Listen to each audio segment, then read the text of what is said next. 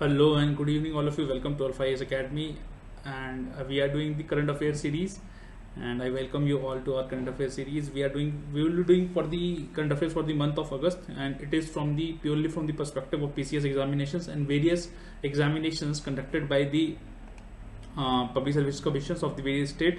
And this in particular is about the month of August. It will be in two parts. Part 1 we are doing today, and part 2 we'll do tomorrow, day after tomorrow. So I wish you a very happy day, and let's begin. The first thing is the first section is polity and governance. The first news is about the district service legal service authorities. Okay, so let me change the pen. Okay, तो DLSA तो ये क्या होता है, आपको पता है कि there is legal services authorities around the country. Now there is a national, at the national level there is NALSA, that at the state level there is SALSA, that is State Legal Service Authority, and at the central level there is DALSA, that is District Legal Service Authorities.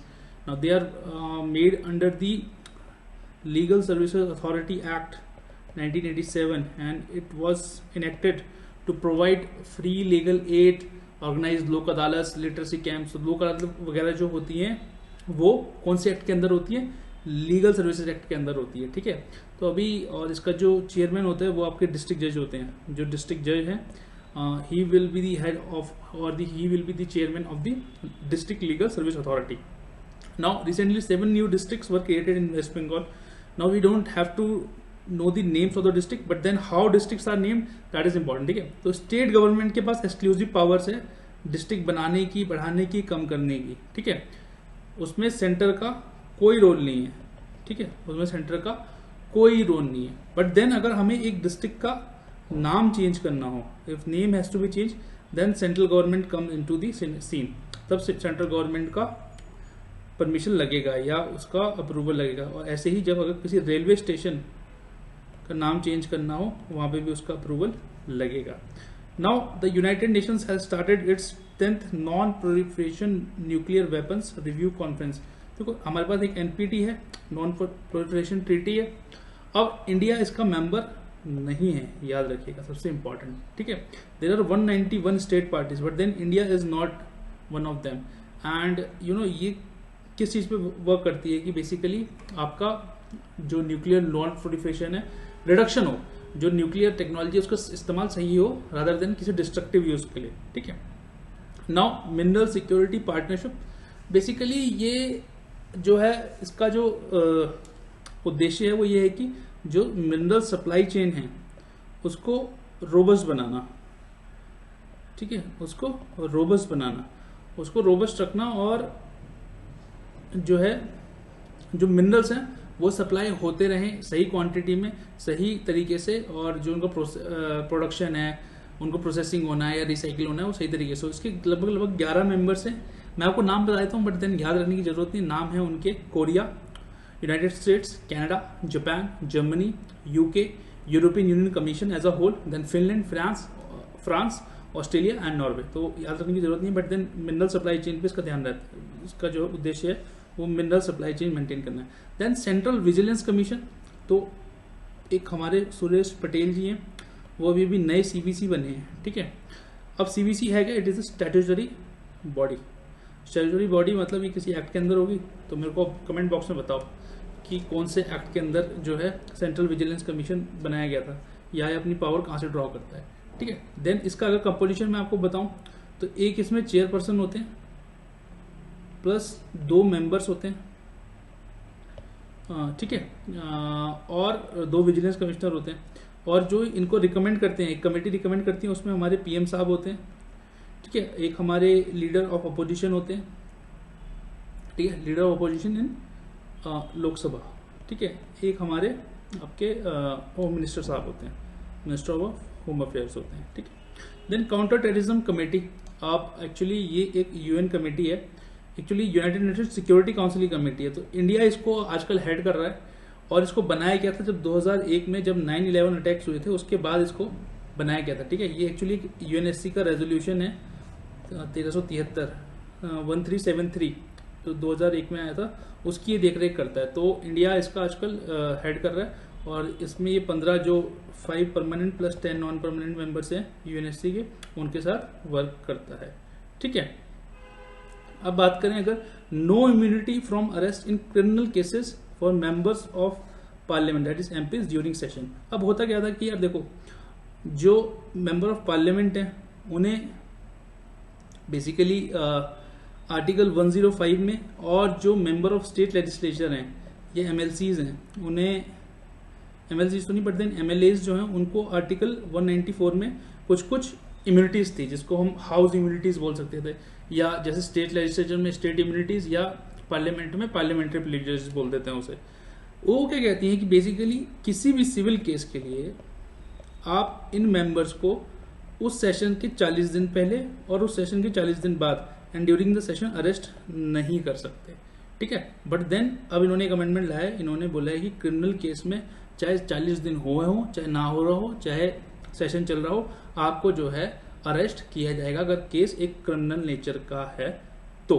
But then उसमें भी आपको जो है जो house chairman होता है for the Rajya Sabha and speaker in the case of Lok Sabha को inform करना होता है, उसके अपने रूल्स है। But then this is not codified. ठीक है, क्वेश्चन पूछा भी गया था एक बार प्रीलिम्स में, एक सेंटेंस दिया था कि पार्लियामेंट्री प्रिविलेजेस आर कोडिफाइड, तो मैंने तो यस मारा था बट उसका आंसर नो था। ठीक है, पार्लियामेंट्री प्रिविलेजेस कोडिफाइड नहीं है, और यही पार्लियामेंट्री प्रिविलेजेस का एक क्रिटिसिज्म भी है कि वो कोडिफाइड नहीं है। देन तहसीन पुरा वाला केस कुछ नहीं है, इसमें सुप्रीम कोर्ट ने बेसिकली जो है आपका मॉब वायलेंस को लेके कुछ कुछ गाइडलाइंस दी थी और उसकी डिस्कस किया था। Then 14th vice president of India की बात करें तो वाइस प्रेसिडेंट कौन से आर्टिकल के अंतर्गत बनाए जाते हैं, आर्टिकल 63। और कौन बने हैं, जयदीप धनखड़ जी हैं, वो बने हैं। he was the governor of West Bengal, and there was a much tussle between the incumbent chief minister and him when he was the governor, but then now he is the vice president of India. He has succeeded Venkaiah Naidu ji, and the vice president of India acts as a ex officio chairman of Rajya Sabha। ठीक है, ex officio chairman होता है वो राज्यसभा का। Then new strategic arms reduction treaty, new START, basically it is ये याद रखना, ये स्टार्ट और अब ये न्यू स्टार्ट, ये यूएस और रशिया के बीच में है। तो ये बोलते हैं कि यार जो हम न्यूक्लियर आर्म्स हैं उसको रिड्यूस करेंगे, बट देन आज की जो स्थिति है उसको देख के तो लगता नहीं। ठीक है, then United Nation high seas treaty है। देखो हाई सीज क्या होते हैं, अब क्या हुआ, ये आपका कंट्री है। ठीक है, यहाँ तक एक आप बेस लाइन लेते हैं उसमें आप, ठीक है, एक बेस लाइन ली, जब आप बेस लाइन से 12 नॉटिकल माइल बढ़ते हैं तो 12 नॉटिकल माइल तक आपका टेरिटोरियल सी रहता है। ठीक है, फिर आप 12 माइल और गए तो ये आपका कंटिगुअस जोन बन गया। ठीक है, तो मतलब 12 + 12 24 तक कंटिगुअस जोन होता है आपका। अब ये जो टेरिटोरियल सी जहां खत्म हो रहा है आपका, जहां पे टेरिटोरियल सी खत्म हो रहा है वहां से लेके 200 नॉटिकल माइल्स तक आपका एक्सक्लूसिव इकोनॉमिक जोन है, और इस 200 माइल्स के बाद आपके पास हाई सीज आ जाते हैं। हाई सीज मतलब उस पर किसी का टेरिटोरियल जुरिडिक्शन नहीं है, वो किसी देश के अंदर नहीं आते, वो international community as a whole govern करती है। तो उसके लिए हमने एक लॉ बनाया हुआ है, या ट्रीटी बनाई हुई है, या कन्वेंशन बनाया हुआ है, कुछ भी कह लीजिए आप, उसको बोलते हैं यूएन क्लॉज। ये एक्चुअली 1982 में बनाया गया था। तो UN clause stands for United Nations convention on law of seize.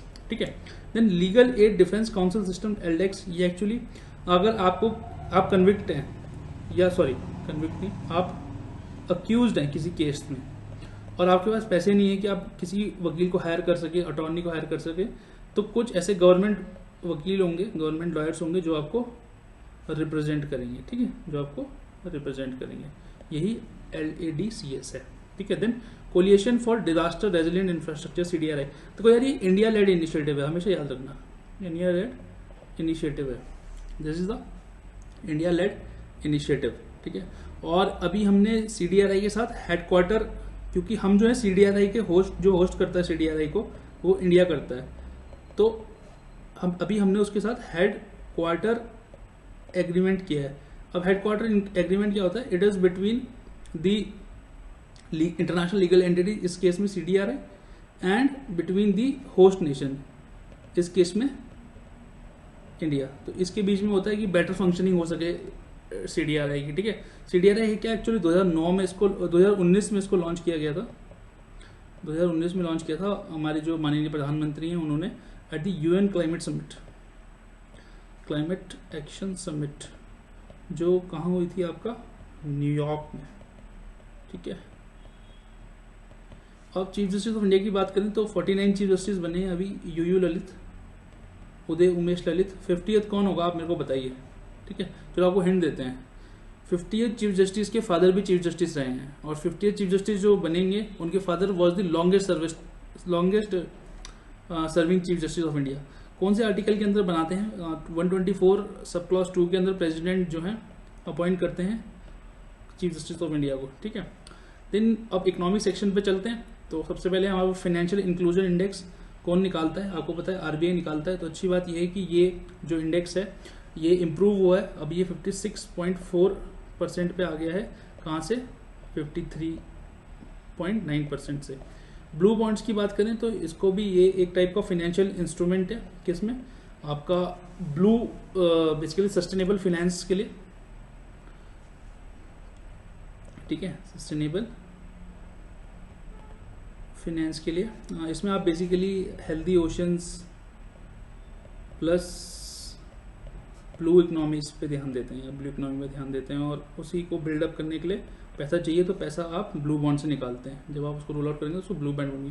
Then कैंटेलियन effect क्या होता है, बेसिकली जब मनी सप्लाई एक आप जब किसी भी मान लीजिए इंडिया में अगर मनी सप्लाई को आप चेंज करेंगे तो कैंटेलियन इफेक्ट क्या बोलता है, जब आप मनी सप्लाई को चेंज करेंगे तो लोगों की जो परचेजिंग पावर है उसमें चेंज आएगा, जो आपके प्राइजेस हैं कमोडिटीज़ के उसमें चेंज आएगा, और मिस एलोकेशन बढ़ेगा, किसका, स्कार्स रिसोर्सेज का, misallocation of scarce resources will increase, ये कैंटेलियन इफेक्ट होता है। Then no GST on residential premises, मतलब देखो आपका घर है, ठीक है, आपने अपना घर किसी बच्चे को पढ़ने के लिए दे रखा है, तो उससे आप कुछ पैसा कमा रहे हैं तो उस पर GST नहीं होगा। बट देन आपने अपना घर किसी कंपनी को दे दिया, रेंट कर दिया किसी कमर्शियल पर्पस के लिए, तो उस पर जो है GST लगेगा, ठीक है। बट देन अगर उसको प्राइवेट यूज़ किया जा रहा है उसका, तो उस पर जो है GST नहीं लगेगा, ठीक है बस। अब बात करते हैं अकाउंट एग्रीगेटेड फ्रेमवर्क। तो बेसिकली सेबी ने ये साइन किया है किसके साथ, RBI के साथ। इसके अंदर क्या होगा, तो सेबी के अंदर क्या क्या आते हैं, आपके म्यूचुअल फंड्स या एसेट मैनेजमेंट कंपनीज या डिपॉजिटर्स आते हैं। तो बेसिकली उनका डाटा होता है, तो वो क्या होता है कि वो डाटा जो है प्रोवाइड किया जाएगा किसको, RBI को, ताकि बेहतर जो है डिसीजन ले सकें। तो बेसिकली जो भी एंटिटीज हैं वो उसमें FIPs बन जाएंगे, that is financial information providers, भाई कितने लोगों को किया, कितने लोगों को नहीं किया। देन मून लाइटिंग, देखो मून लाइटिंग क्या प्रैक्टिस है कि आप एक कंपनी में काम कर रहे हैं, आप इसके एम्प्लॉय हैं, बट देन आपने B कंपनी का छोटा सा काम उठा रखा है, C कंपनी में भी काफी काम उठा रखा है, तो आप जो है अलग अलग, आप जिस पेरेंट कंपनी में तो है ही एक कंपनी में काम कर रहे हैं, बट देन उसके अलावा भी आप और जगह काम कर रहे हैं, ठीक है, तो उसको बोलते हैं मून लाइटिंग। अभी विप्रो ने लगभग अपने 300 एम्प्लॉयज को मून लाइटिंग ने निकाला, तो मून लाइटिंग जो है अभी काफी न्यूज में है, तो ये जरा ध्यान से पढ़िएगा कि मून लाइटिंग है। Moon lighting is a practice of working for one organization while also taking up extra responsibility and job with another organization, and it is considered as unethical, it is not good, because आपका जो है जो commitment है एक organisation के प्रति वो compromise होता है, ठीक है। Then enhance access and service excellence is next, ये बेसिकली रिव्यू, ये एक टाइप का रिव्यू है। रिव्यू किसको करेगा, ये पब्लिक सेक्टर बैंक्स को, PSB को, ठीक है, किसके अंदर, ईज नेक्स्ट रिफॉर्म्स आई थी इसके अंदर, ठीक है। तो ये किससे रिलेटेड है, पब्लिक सेक्टर बैंक से, ईज नेक्स्ट। अब चलते हैं सिक्योरिटी पे। तो सिक्योरिटी पे पहला है anti time guided missile, ATGM जिसको बोलते हैं। तो एक हमारे पास ATGM है, उसका नाम है, उसको हमने उसको टेस्ट किया। देखो ये मिसाइल जो है ना सब ये DRDO बनाता है, ठीक है।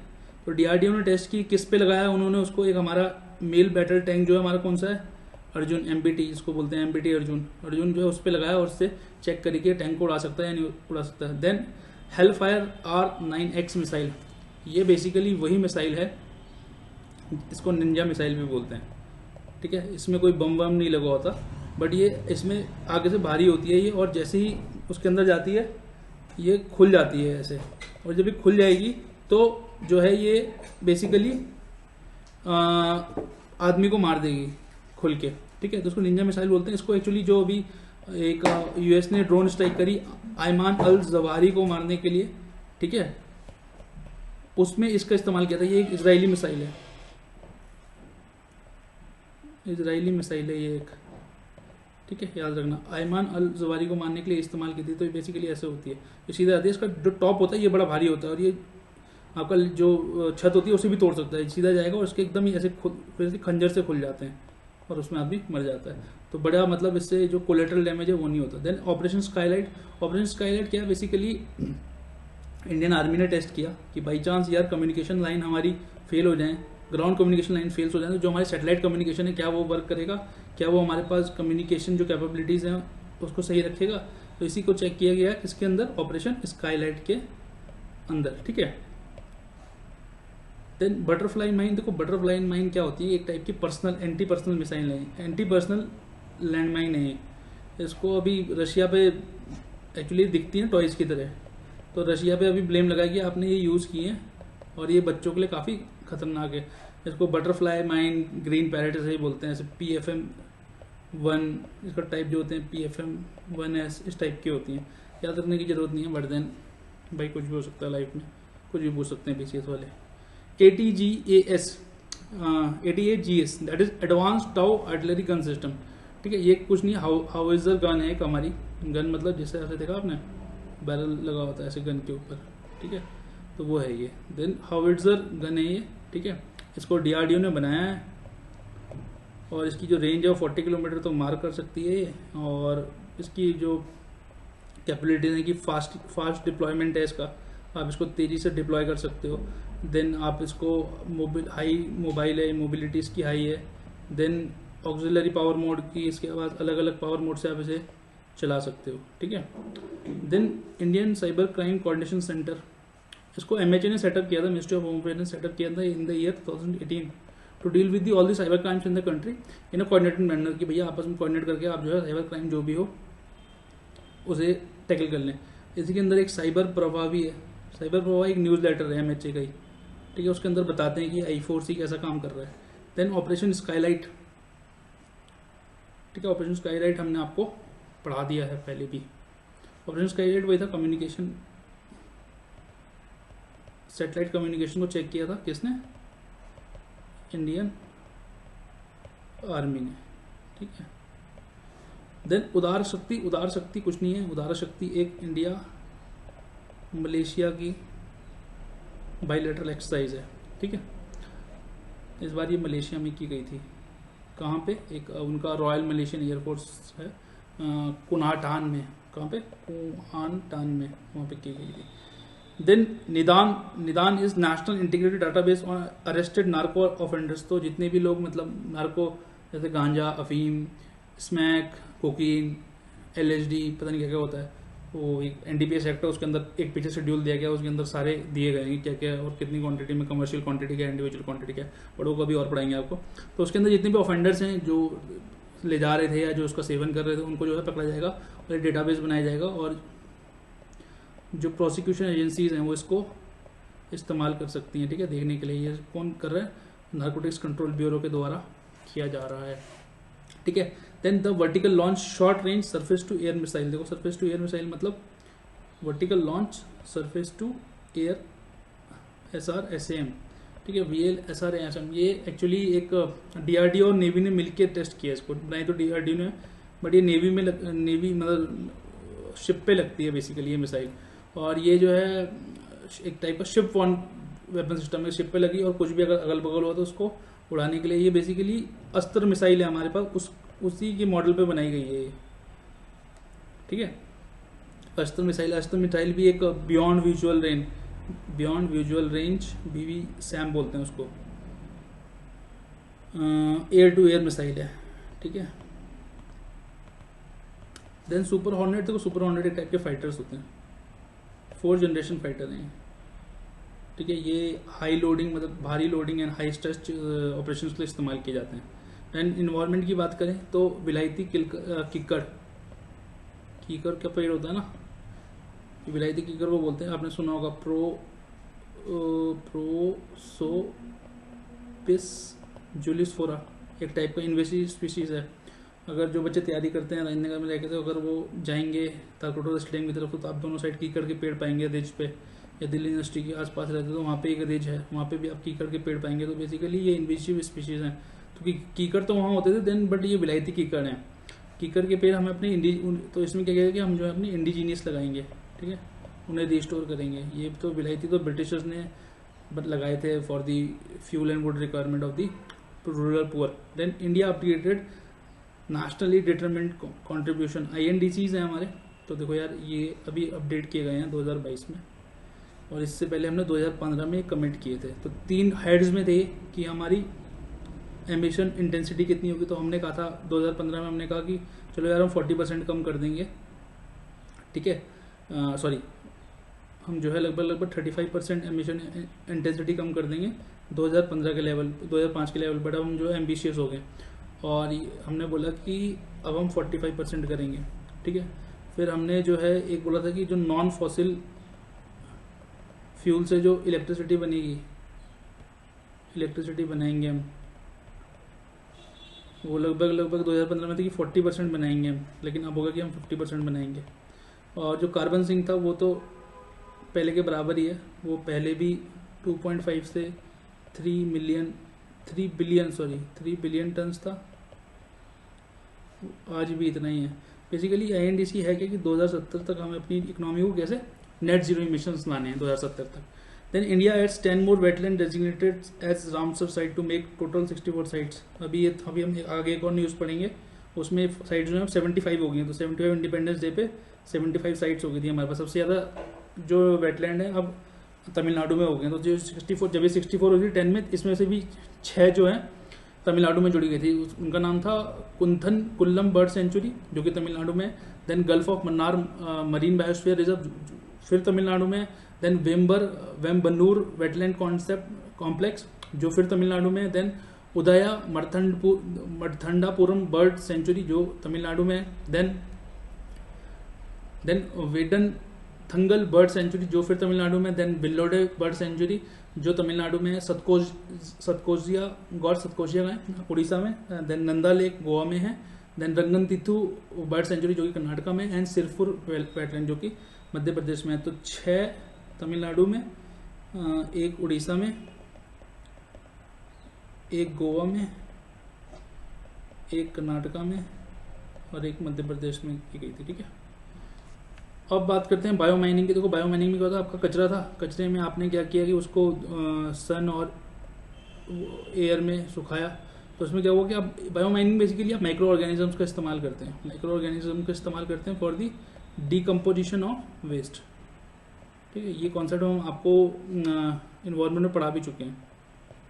डीकम्पोजिशन ऑफ वेस्ट के लिए आप बायो माइनिंग का इस्तेमाल करते हैं। Then GRAP, GRAP stands for graded action response plan. ये बेसिकली दिल्ली NCR के लिए है। जैसे ही वहाँ पे एयर पोल्यूशन बढ़ता है सर्दियों के टाइम पे, तो GRAP लगा देता है। इसके लिए एक कमीशन भी है, that is commission for air quality management. तो वही देखता है, वो देखा आपने ऑड इवन रूल लग जाता है, या रेड कैटेगरी हो गई है एयर की, या ऑरेंज है, तो ये सब जो है ग्रेप के अंदर ही किया जाता है। देन एलिफेंट रिजर्व की बात करें तो अभी अगस्त मलाई को 31st एलिफेंट रिजर्व घोषित किया गया है, ठीक है। और सबसे ज़्यादा एलिफेंट रिजर्व हैं कहाँ? कर्नाटका में, उसके बाद असम में, उसके बाद केरला में। बट ये अगस्त मलाई एलिफेंट रिजर्व तमिलनाडु में। देन मेगलोडन कुछ नहीं है, एक टाइप का ये आ रही है, ट्रांस ओशियनिक प्रीडेटर है, ठीक है, जो कि लगभग उसको फॉसिल मिला है। तो वो लगभग 23 मिलियन से 2.6 मिलियन ईयर्स अगो धरती पे पाया जाता था, ठीक है। तो इस चैप्टर में इतना ही। आगे हम लोग स्कीम, साइंस एंड टेक्नोलॉजी, ये सब देखेंगे, कल्चर वगैरह देखेंगे अगले लेक्चर में, और इसको अगले लेक्चर में हम लोग खत्म कर देंगे, ठीक है। So thank you very much and that's all in this lecture and I wish you a very happy day. Take care.